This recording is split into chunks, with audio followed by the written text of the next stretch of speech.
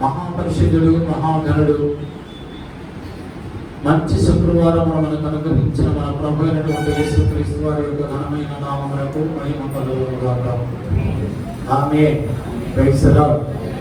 ఇప్పుడు వచ్చిన మీరందరికీ, కొత్తగా వచ్చిన వారికి, అంతకుముందు ఉన్న వారికి, రాబోతున్న వారందరికీ మన ప్రభు అయినటువంటి యేసుక్రీస్తు వారి నామములో నా హృదయపూర్వకమైనటువంటి వందనాలు తెలియజేస్తున్నాను. Praise the lord. హల్లెలూయా, హల్లెలూయా.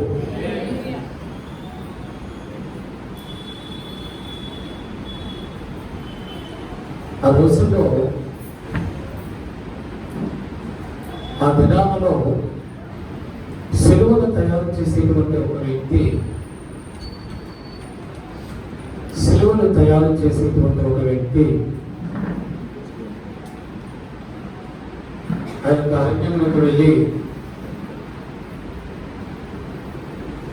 యేసు ప్రభు గారి కొరకు సిలువను తయారు చేయడానికి ఒక చెట్టు దగ్గరకు వెళ్ళి, ఆయన ఆచారం ఏమిటంటే ఎవరికి సిలువ కావాలన్నా కూడా వారందరూ ఆయన దగ్గరికే వస్తారు. అది ఆయన వృత్తి. ఆ వృత్తి ప్రకారము అతను అరణ్యానికి వెళ్ళి ఒక చెట్టు దగ్గరకు వెళ్ళి ఆ చెట్టును నరికివేసే ముందు దానికి వంగి నమస్కారం పెట్టడం అతనికి అలవాటు. ఆ ప్రకారమే మామూలుగానే వెళ్ళి ఆ చెట్టుకి తల వంచి నమస్కారం పెడుతూ ఉంటే ఎక్కడి నుండో కొన్ని నీటి బొట్టులు ఆయన మీద పడ్డాయి. అలా పడుతూనే ఉన్నాయి. అతని వెంటనే దిగ్గులు లేచి, ఏంటి, ఎక్కడి నుంచి వస్తున్నాయి ఈ నీటి బొట్లు అని అటు ఇటు చూసి ఏమీ కనిపించకపోయేసరికి ఆ చెట్టు వైపు పైకెత్తి చూశారు. చూస్తే ఆ చెట్టు ఏడుస్తూ ఉంది.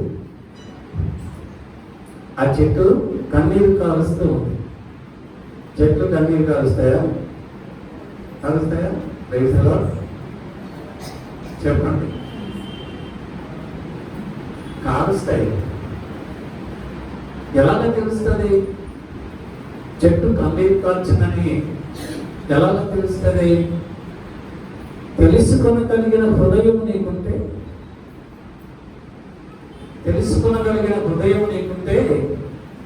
ఆ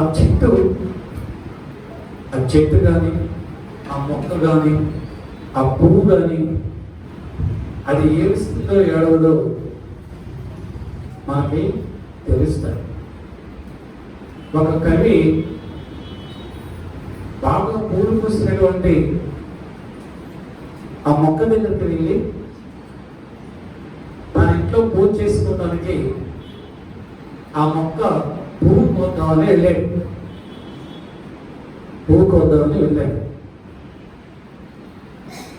నేను ఒక మొక్క కడకేగి చివాలుల కొమ్మ వచ్చి గౌరానటినంతలో, నేను ఒక మొక్క దగ్గరికి వెళ్ళి దాని కొమ్మ వచ్చి దాని పువ్వుని కోసుకుందామని అనుకుంటున్నాను. కొమ్మను వచ్చి ఆ పువ్వుని కోద్దామని ఆ దగ్గరికి వెళ్ళి ఆ పువ్వు కొయ్యబోతూ ఉంటే ఆ పువ్వు ఇలాగా మాట్లాడుతుంది. నేను ఒక మొక్క కడకేగి చివాలు నా కొమ్మ వచ్చి గౌరానుడునంతలో, ఆ కొమ్మ అంటున్నాక, ఓ నరులారా, మీరు కాఠిన్యముతో కరుణ లేకుండా మా గుండెలను, మా గొంతులను మీరు నులిమి వేస్తూ ఉన్నారు, చంపి వేస్తూ ఉన్నారు అని ఎప్పుడైతే ఆ పువ్వు మాట్లాడిందో, పుష్పం మాట్లాడిందో, ఆ కవి ఆ యొక్క పుష్పం మీద ఒక పద్యం రాశాడు. మరి ఎలా రాయగలిగాడు? ఎలా తెలుసుకోగలిగాడు? అతని హృదయం తెలుసు. మనకు కూడా హృదయం ఉంటే మనకు కూడా తెలుసు.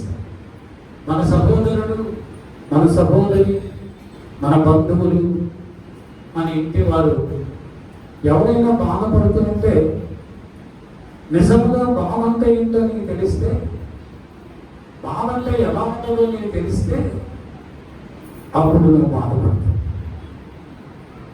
బాధ అంటే తెలియని వారికి ఎదుటి వ్యక్తి ఎంత బాధపడినా, తన భార్య అయినా, తన భర్త అయినా, తన పిల్లలైనా, తన తల్లిదండ్రులైనా, అత్తమామలైనా, ఎవరైనా బాధపడితే ఆ బాధ మనకు తెలియాలి అంటే మనం కూడా బాధపడాలి.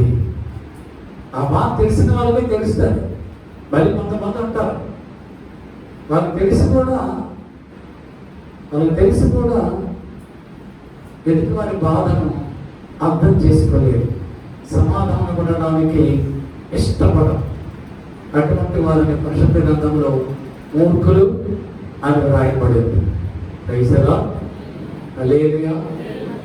ఎప్పుడైతే ఆ చెట్టు కన్నీరు కారుస్తూ ఉందో ఆ వ్యక్తి ఆ చెట్టును అడిగాడు, ఇదేంటి, నేను చాలాసార్లు కొన్ని వందల సార్లు ఇదే అడిగానికి వచ్చాను, ఈ చెట్టును అరిగేస్తున్నాను, తీసుకొని వెళ్ళిపోతున్నాను, మరి వంద చెట్టు కూడా కన్నీరు కాల్చలేదు, నువ్వెందుకు కన్నీరు కాలుస్తున్నావు అని అడిగాడు. అప్పుడు చెట్టు అంటుంది, ఇప్పటి వరకు నువ్వు మమ్మల్ని నరికి వేసి సెలవులు తయారు చేసావు. ఎవరి కొరకు సెలవులు తయారు చేసావు? పాపము చేసిన వారి కొరకు సెలవులు తయారు చేసావు. పాపము చేసిన వారిని సిలువ మరణాన్ని అప్పగించడానికి కొరకు నువ్వు సిలువను చేసావు. నువ్వు మమ్మల్ని నరికి వేసావు, అయినా మా కన్నీరు రాలేదు. కానీ ఇప్పుడు ఎవరి కొరకు వచ్చావు? ఎవరిని సిలువ వేయడానికి వచ్చావు? నువ్వు ఎవరికి సిలువను తయారు చేయడానికి నువ్వు వచ్చావు? నిరపరాధిని సిలువ వేయడానికి నువ్వు వచ్చావు, నిర్దోషిని సిలువ వేయడానికి నువ్వు వచ్చావు, నిష్కల్మషమైన హృదయం కలిగిన వారిని సిలువ వేయడానికి నువ్వు వచ్చావు. నువ్వు చేస్తున్న పని ఇది అన్యాయమైంది. నువ్వు ఎవరికైతే తయారు చేయబోతున్నావో అతడు నీతిమంతుడు, అతడు యథార్థవంతుడు, అతనిలో పాపము లేదు. క్రైస్తవం అయినా నువ్వు అడుగుతున్నావు కనుక నేను సులువుగా మారుస్తున్నాను అని మళ్ళా అడుగుతుంది. నన్ను నేను సులువుగా మార్చుకొని నన్ను నీకు అప్పగించుకొంచున్నాను. మరి ఓ నరుడా, మీ మామూలు ఎవరైనా నావలే క్రీస్తుని పోలి మిమ్మల్ని మీరు సిలువుగా మార్చుకుంటున్నారా? చెట్టు ఈరోజు ఈ మధ్యాహ్న సమయంలో వాళ్ళందరూ కూడా అడుగుతారు, మరి మీరు సిలువుగా మార్చబడుతున్నారా? యేసు ప్రభు వారు మన ప్రభు మన కోసం ఆయన సిలువుగా మార్చబడ్డారు. మరి నీ కొరకు సిలువుగా మార్చబడిన ప్రభు కొరకు నీవు సిలువుగా మార్చుకుంటున్నావా? హల్లెలూయా. మనము సిలువుగా మార్చుకోవాలి. తండ్రి అయినటువంటి దేవుడు కుమారుడైనటువంటి ప్రభువుని గురించి చెప్తున్నాడు. యెషయా గ్రంథం 28వ అధ్యాయం 16వ వచనంలో, సీయోనులో పునాదిగా రాతిని వేసిన వాడను నేనే, అది అమూల్యమైనటువంటి రాయి, అది పరిశోధింపబడినటువంటి రాయి, అది అమూల్యమైనటువంటి తలరాయి, బహు స్థిరమైన పునాది అయిన మూలరాయి అయి ఉన్నది, విశ్వసించువాడు కలవరపడడు. తండ్రి అయిన దేవుడు కుమారుడైనటువంటి యేసు ప్రభు గురించి చెప్తూ ఉన్నాడు. సీయోనులో పునాదిగా రాతిని వేసిన వాడను నేనే, అది పరిశోధింపబడింది, అది అమూల్యమైనది, అది బహు స్థిరమైన పునాది అయిన తలరాయి అయి ఉన్నది, విశ్వసించేవాడు కలవరపడడు. ఈ సమస్త లోకానికి తండ్రి అయినటువంటి దేవుడు చెబుతున్నాడు తన కుమారుడైనటువంటి యేసు ప్రభువుని గురించి. నా కుమారుడు అమూల్యమైన వాడు, నా కుమారుడు అమూల్యమైన వాడు, బహు స్థిరమైన వాడు. ఎవరైతే ఆ స్థిరమైన అమూల్యమైనటువంటి నా కుమారుని మీద విశ్వాసం ఉంచుతారో వారెన్నటికి కలవరపడడు. వారెన్నటికి కలవరపడడు. నువ్వు కలవరపడుతున్నావు అంటే నీకు వచ్చిన బాధను బట్టి, నీకు వచ్చిన సమస్యను బట్టి, నీకు కలిగినటువంటి నిందను బట్టి, అవమానాలను బట్టి నువ్వు కలవరపడుతూ, బాధపడుతూ, కృంగిపోతూ, నీరసించిపోతూ ఉంటే ప్రభు అంటున్నాడు, నీవు నా మీద విశ్వాసము ఉంచడం లేదు. ప్రభు మీద విశ్వాసం ఉంచిన వాడు కలవరపడడు. అది ఎంత భయంకరమైన వ్యాధి అయినా, నీవు ఎంత నష్టపోయినా, నీకు కలిగినంత రాత్రికి రాత్రే నువ్వు పోగొట్టుకున్నా ప్రభు నందు విశ్వాసం ఉంచిన వాళ్ళు కలవరపడడు. ఎందుకంటే ఆయన మీద నీవు విశ్వాసం ఉంచితే నువ్వు పోగొట్టుకున్నదంతయో తిరిగి నువ్వు పొందుకుంటావు. ఆయన ఇచ్చేటువంటి దేవుడు, అది ఆరోగ్యమైన, అది సంపదైన, అది పరపతైన, అది ఘనత అయినా, అది ఏదైనప్పటికీ ఇచ్చేవాడు మన దేవుడు. కనుకనే తండ్రి అయినటువంటి దేవుడు అంటున్నాడు, ఇదిగో నా కుమారుని మీద మీరు విశ్వాసం ఉంచండి. నా కుమారుడు అమూల్యమైనటువంటి వాడు, సియోనులో పునాదిగా రాతిని వేసిన వాడను నేనే. అది పరిశోధింపబడింది. ఆయన పరిశోధింపబడ్డాడు. ఎవరి చేత? ఈ లోకములో ఉన్న సకల మానవుల చేత పరిశోధింపబడ్డాడు. అందరూ పరిశోధించారు. ఆయనలో ఏ పాపము లేదు, ఏ దోషము లేదు. ప్రభు అంటున్నాడు, నాలో పాపం ఉన్నదని మీలో ఎవడు స్థాపించగలడని. ఈ లోకాన్ని సవాల్ చేసిన వాడు నా కుమారుడు. ఆ నా కుమారుని మీరు విశ్వసించండి. మత్తయి సువార్త 16వ అధ్యాయం 16వ వచనములో సీమోను పేతురు అంటున్నాడు ప్రభువుని గురించి, నీవు సజీవుడైన దేవుని కుమారుడైన క్రీస్తుని. యేసు ప్రభు ఏమై ఉన్నాడు? సజీవుడైన దేవుని కుమారుడైన క్రీస్తుని అన్నాడు పేతురు. మార్కు సువార్త 5వ అధ్యాయం 7వ వచనములో ఆ దయ్యముల చేత పట్టబడినటువంటి ఆ వ్యక్తి అంటున్నాడు, నీవు సర్వోన్నతుడైన దేవుని కుమారుడు. మన ప్రభు ఏమై ఉన్నాడు? సర్వోన్నతుడైన దేవుని కుమారుడై ఉన్నాడు. మన ప్రభు ఏమై ఉన్నాడు? సజీవుడైన దేవుని కుమారుడై ఉన్నాడు. సర్వోన్నతుడైన దేవుని కుమారుడై ఉన్నాడు. పరిశోధింపబడినటువంటి రాయి అయినా ఉన్నాడు. పిలాతు భార్య అంటుంది మత్తయి సువార్త 27వ అధ్యాయం 9వ వచనములో, ఆ నీతిమంతుని జోలికి నువ్వు పోవద్దు, అతడు నీతిమంతుడు. రాత్రి స్వప్నంలో దర్శనం చూస్తూ ఉంది. అయితే పిలాతు యొక్క భార్య తెల్లవారితే యేసు ప్రభుకి శిక్ష వేయబోతున్నాడు పిలాతు. రాత్రి దర్శనంలో చూసినటువంటి పిలాతు భార్య అంటుంది, ఇదిగో నీవు ఆ నీతిమంతుని జోలికి నువ్వు పోవద్దు అన్నది. లోకాసు వార్త 23వ అధ్యాయం 23వ అధ్యాయం 15వ వచనములో పిలాతు అంటున్నాడు, ఈయన యందు నాకు ఏ దోషమును కనబడలేదు, ఏ దోషము నాకు కనబడలేదని పిలాతు చెప్తూ ఉన్నాడు. యోహాను సువార్త 4వ అధ్యాయం 42వ వచనములో సమరయ గ్రామ ప్రజలు అంటున్నారు, ఈయన నిజముగా లోకరక్షకుడు అన్నాడు. ఈయన నిజముగా లోకరక్షకుడు అన్నాడు. తండ్రి అయిన దేవుడు ఉన్నాడు, అమూల్యమైనటువంటి రాయి, పరిశోధింపబడిన రాయి. ఆ రాయి మీద విశ్వాసం ఇచ్చిన వాడు కలవరపడడు అన్నాడు. అపోస్తలుడైన పేతురు ఏమన్నాడు? సజీవుడైన దేవుని కుమారుడు అన్నాడు. దయ్యమును పట్టిన వాడు ఏమన్నాడు? సర్వోన్నతుడైన దేవుని కుమారుడు అన్నాడు. సమరయ స్త్రీ ఏమన్నది? సమరయ ప్రజలు ఏమన్నారు? ఈ నిజముగా లోకరక్షకుడు అన్నారు. పిలాతు భార్య ఏమన్నది? నీతిమంతుడు అన్నది. పిలాతు ఏమన్నాడు? ఇతనిలో నాకు ఏ దోషమును కనిపించలేదు అన్నాడు. యేసు ప్రభు శిష్యుడైన అపోస్తలుడైనటువంటి ఇస్కరియోతు యూదా అంటున్నాడు, నేను నిరపరాధి రక్తమును అప్పగించి పాపము చేసింది అన్నాడు. యేసు ప్రభు వారు ఏమై ఉన్నారు? నిరపరాధి అయి ఉన్నారు. ఏడుగురు గొప్ప వ్యక్తులు యేసు ప్రభువుని గురించి సాక్ష్యం చెప్పారు, ప్రాముఖ్యమైన వారు. ఈ నిర్దోషి, నిష్కపటమైన వాడు, నీతిమంతుడైన వానిని, సజీవుడైన వానిని, సర్వోన్నతుడైనటువంటి యేసు ప్రభువుని యూదులు, ఇశ్రాయేలీయులు ఆయన సిలువకు అప్పగించారు. ఆయన సిలువ మీద ఉన్నప్పుడు యేసు ప్రభు అని మాట్లాడినటువంటి మొట్టమొదటి మాట అదేమిటి? తండ్రి, లోకాసు వార్త 23:34 రాయబడతారు, తండ్రి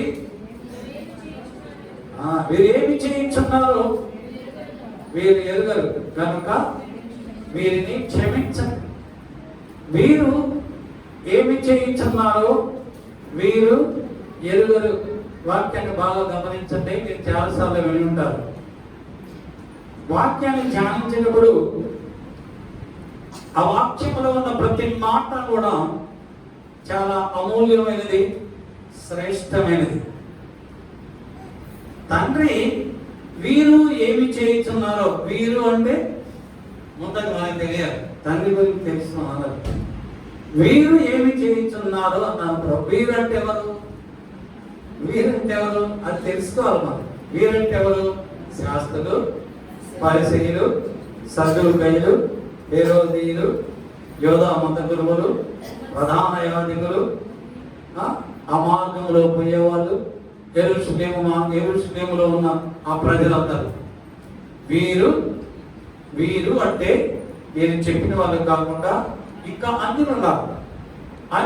అంటే దేవుడు అంటే యేసు ప్రభువుని ఎరుగని ప్రజలు ఉన్నారు. వాళ్ళెవరు? పిలాతు, రాజైనటువంటి హేరోదేయ, యేసు ప్రభువుని సిలువ వేసినటువంటి రోమీయులు, రాను వాళ్ళు, వీరందరిని గురించి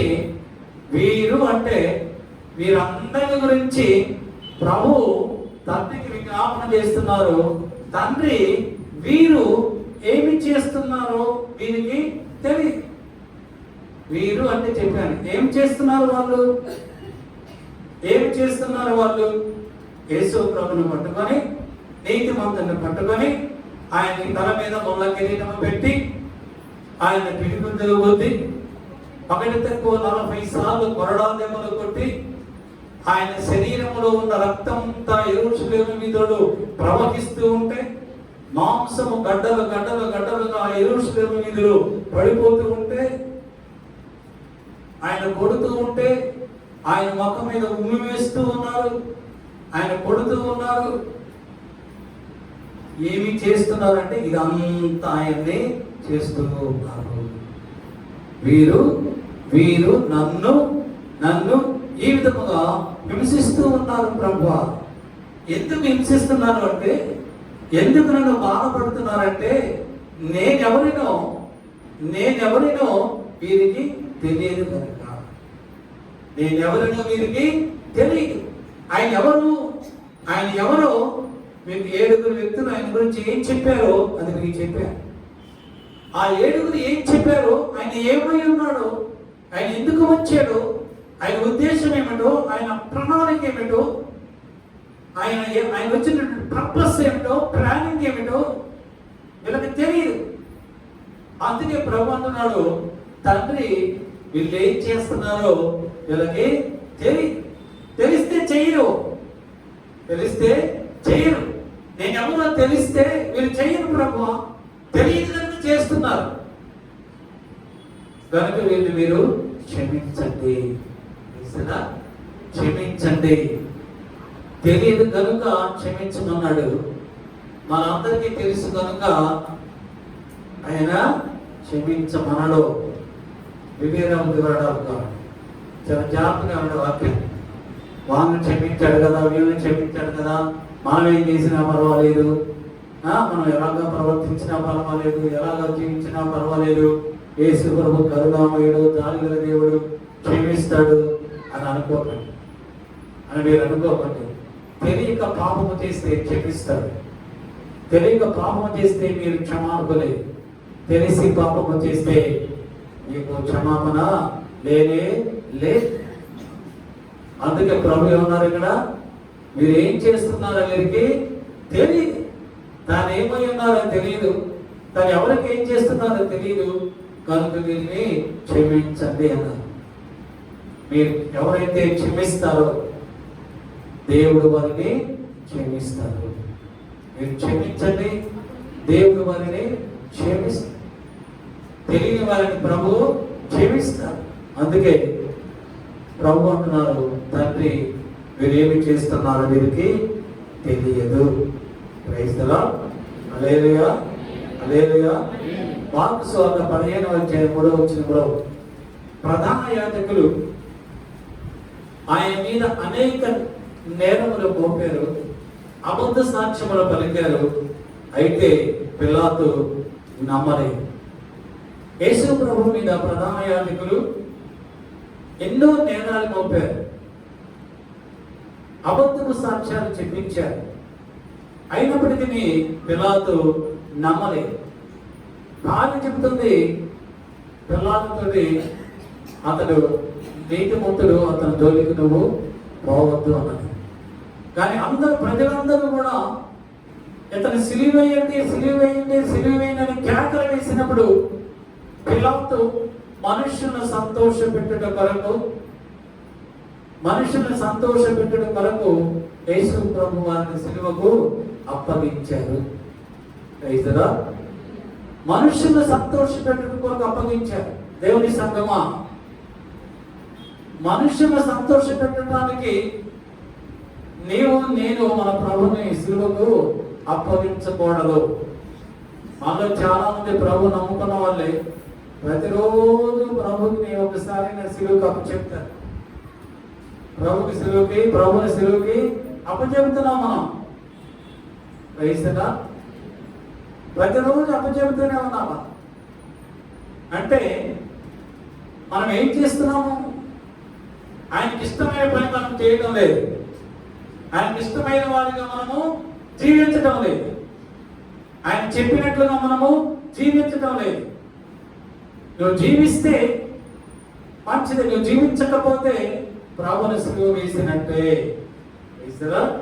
మనుషుల్ని సంతోష పెట్టడానికి, మనుషులు అంటే ఉద్యోగాలు చేసేవాళ్ళు అధికారులను సంతోష పెట్టడానికి, వ్యాపారం చేసేవాళ్ళు డబ్బు చూసి ఇంట్లో వాళ్ళని సంతృప్తి పరచడానికి, ఇలా చాలా రకాలుగా ఉంటాయి.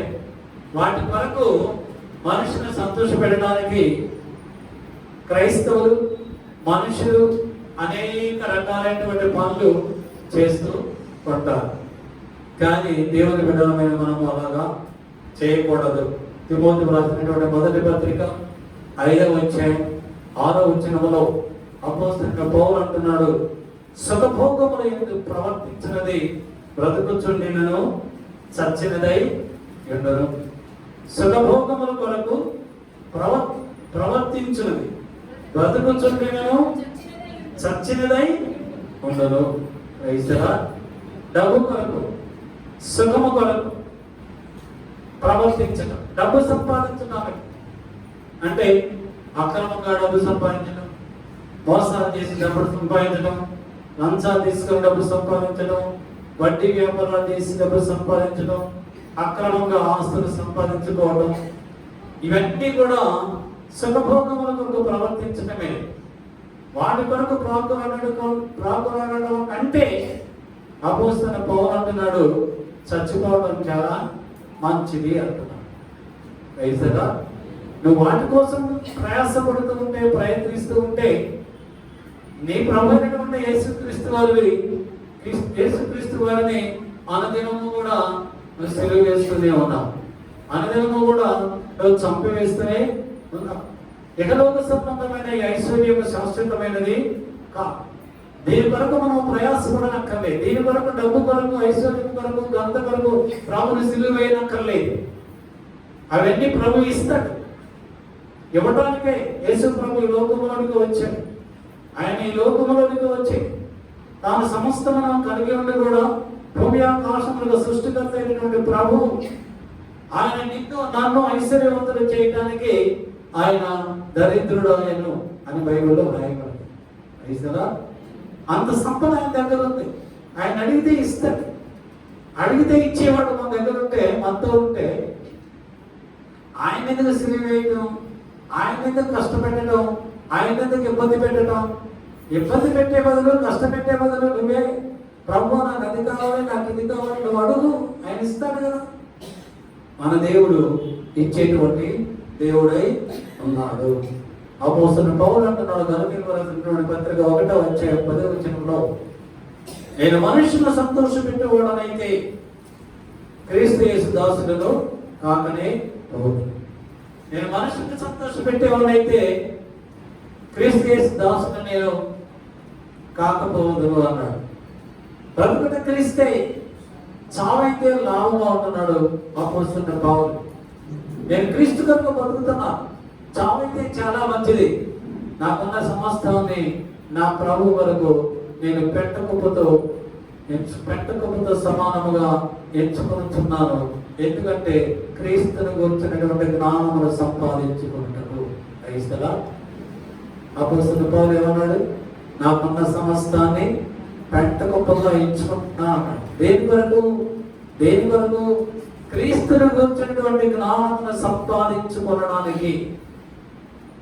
మీరు అనుకోవచ్చు, అదేంటి గారు మాకున్న ఆస్తి అంతా డబ్బు అంతా పెట్టకపోగా అంటే మీకు ఇచ్చేయమంటారా, మందిరానికి ఇచ్చేయమంటారా అని చాలా మంది అనుకుంటారు.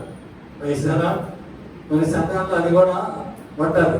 ఈ లోపల అంతా చేద్దాం, మీకున్న ఆస్తి అంతా చేద్దాం, అది వేస్ట్, అదంతా మీరు మాకు ఇచ్చేయండి, మీరు మాకు ఇచ్చేస్తే ప్రభుకి ఇచ్చినట్టే.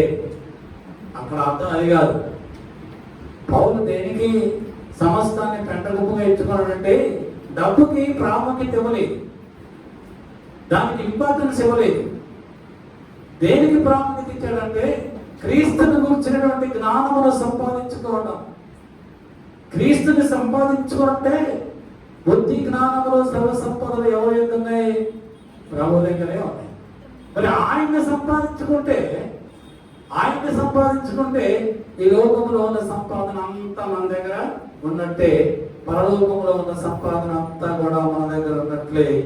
అంటే పైన దీవెనలు, ఆకాశం అందనటువంటి దీవెనలు, పరమందున్న దీవెనలు, ఆత్మ సంబంధమైన దీవెనలు, భూలోకం ఉన్న దీవెనలు అన్నీ కూడా మొత్తం ఉన్నవి మన దగ్గర ఉన్నవి. ప్రైజ్లా హల్లెలూయా, హల్లెలూయా, ప్రైజ్లా. క్షమాపణ గుణము చాలా ప్రాముఖ్యమైనది. క్షమించాల. మనం ఎవరిని క్షమించాలా? ఎవరినైనా క్షమించాలా, శత్రువునైనా క్షమించాలా, అందరినీ కూడా మనము క్షమించాలి. నువ్వు క్షమించకపోతే నువ్వు నమ్ముకున్న నీ దేవుడు నిన్ను కూడా క్షమించాలి. నీకు అవసరం వస్తుంది. అప్పుడు ప్రభు అంటున్నాడు, నువ్వు పలాని వాళ్ళని నువ్వు క్షమించలేదు కనుక సారి నా కుమారుడా, నేను ఎవరో నాకు తెలియదు, నేను నిన్ను క్షమించను. కొంతమంది అంటారు భార్యాభర్తలు, ఒక భర్త నా దగ్గరకు వచ్చి, అయ్యగారు నాకు ఒంట్లో బాగాలేదు, డాక్టర్ దగ్గరికి వెళ్ళాను, మందులు వాడాను, తగ్గట్లేదు అయ్యారు, చాలా మంది దగ్గరికి వెళ్ళాను, ప్రార్థన చేయించుకున్నాను, చాలా మంది ప్రార్థన చేశారు, కొంతమందికి పోస్ట్లో డబ్బులు పంపించాను, ఆన్లైన్లో కూడా వాళ్ళు ప్రార్థన చేస్తే బాగుపడతారని అందరూ చెప్తూ ఉంటే నేను కూడా పంపించాను. అయినా నాకు స్వస్థత కలగలేదు, మీరు ప్రార్థన చేయండి అయ్యగారు. అంతమందికి అంత డబ్బు ఖర్చు పెట్టావు, పంపించావు, నీకు స్వస్థత కలగకపోతే మేము ప్రార్థన చేస్తే నీకు స్వస్థత కలుగుతుందా? లేదే కానీ మీరు ప్రార్థన చేస్తే నాకు బాగైపోయింది నా రోగము. అప్పుడు నేను అన్నాను, నీ రోగం బాగోవాలంటే నేను ఒక ప్రశ్న వేస్తాను, దానికి సమాధానం చెప్తావా? అడగండి గారు చెప్తాను. మీరు అందరితో సమాధానంగా ఉన్నారా? అందరితో సమాధానంగా ఉన్నారా? అందరిని క్షమించారా? అందరితో సమాధానంగా ఉన్నారా? అందరితో సమాధానంగా ఉన్నారా అంటే అందరిని క్షమిస్తేనే కదా సమాధానం వచ్చేది.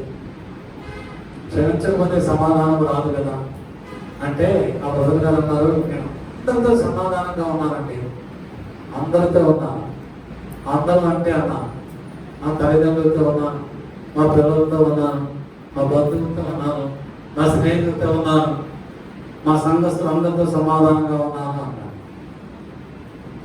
కానీ ఒక వ్యక్తి గురించి అతను చెప్పలేదు. గమనించాను, నేను అందరి గురించి చెప్పాను, ఒకరి గురించి చెప్పలేదు. అప్పుడు అన్నాను, నీ భార్యతో సమాధానం ఉన్నావా? ఒక నిమిషం ఆశ్చర్యపోయాడు. లేదు ఏదో సమాధానంగా ఉన్నా. లేదు నువ్వు రాక నా అర్థం చెప్తున్నా. నేను చెప్పిన వాళ్ళందరితో నువ్వు సమాధానంగా ఉన్నావు, నీ భార్యతో నువ్వు సమాధానంగా లేదు. నిజం చెప్పు. నువ్వు నిజం చెప్తే దేవుడు నేను స్వస్థపరుస్తాను. ఇప్పుడే నేను ప్రార్థన కూడా చేయి, నువ్వు స్వస్థపరచబడి మీ ఇంటికి వెళ్ళిపోతావు. నిజం చెప్పు అన్నా. అప్పుడు వెంటనే ఆ క్షణంలోనే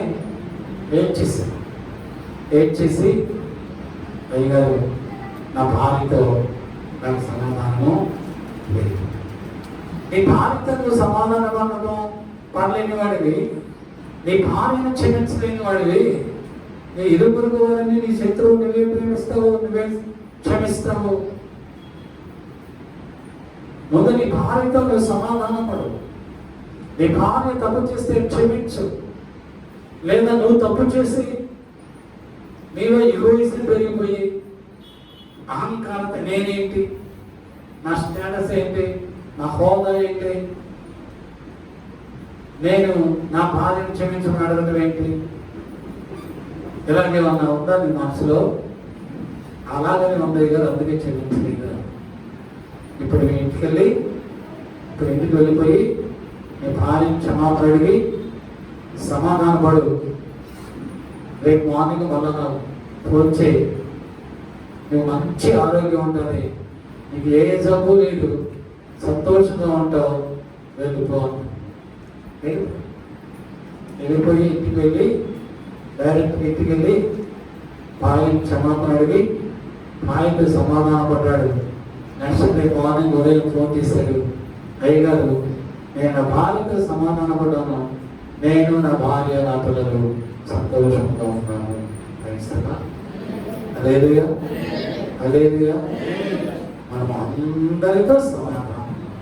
సాధ్యమైతే శత్రువులు కూడా క్షమించాలి, సమాధానం పడాలి. అప్పుడు మన కుటుంబానికి క్షేమము, ఆరోగ్యము, ఐశ్వర్యము అన్నీ కలుగుతాయి.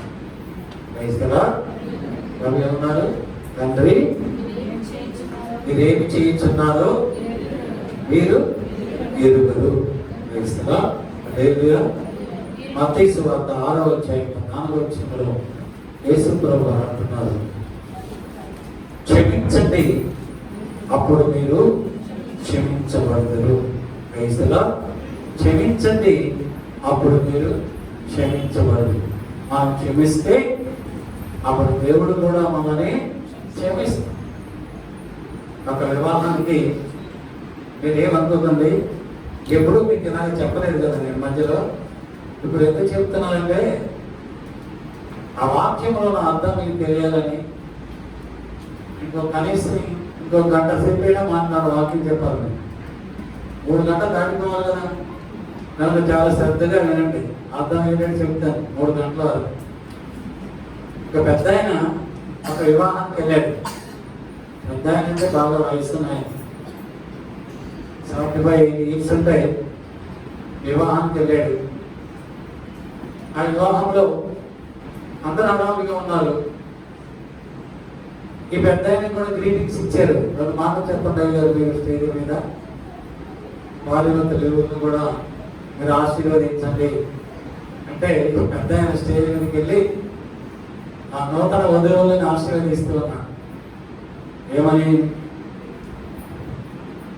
మీరిద్దరు ఎప్పుడు సమాధానంగా ఉండండి.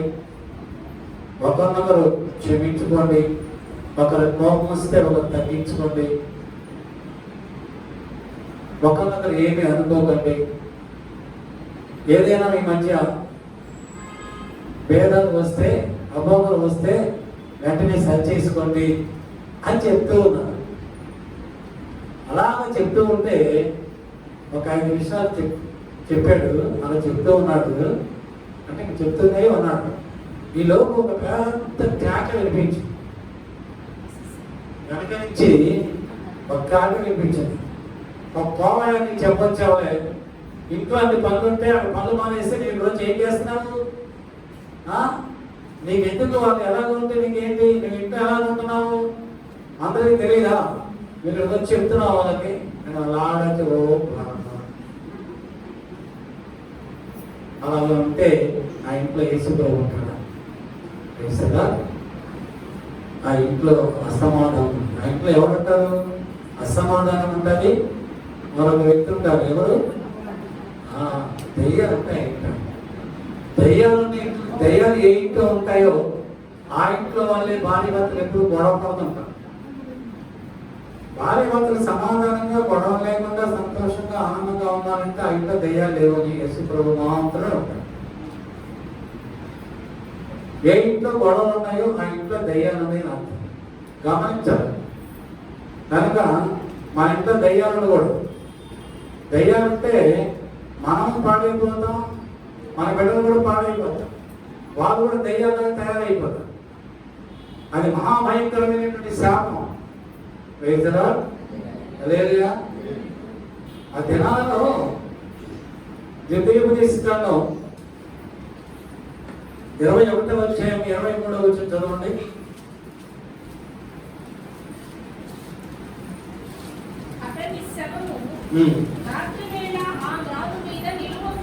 అతని శవము రాత్రి వేళ